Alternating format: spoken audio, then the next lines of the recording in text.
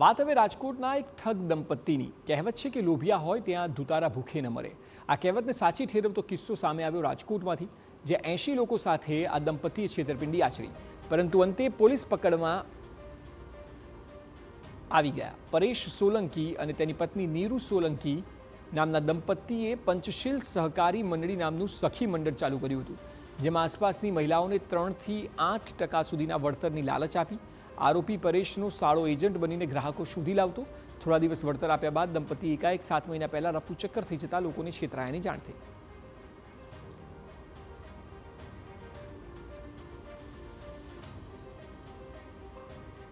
એક પંચશીલ મંડળી ચલાવતા હતા અને એમના પત્ની બાળ સખી મંડળી ચલાવતા હતા।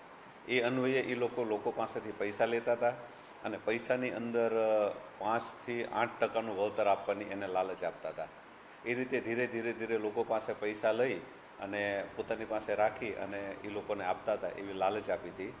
જે તે સમયે ફરિયાદની અંદર 54 લાખનું ચીટિંગ કરેલાનું નોંધાયેલું હતું અને સાહેદો બાદ એડ થતાં 68 થી 70 લાખ રૂપિયાની એ લોકોએ ચીટિંગ કર્યાની ફરિયાદ નોંધાયેલી છે।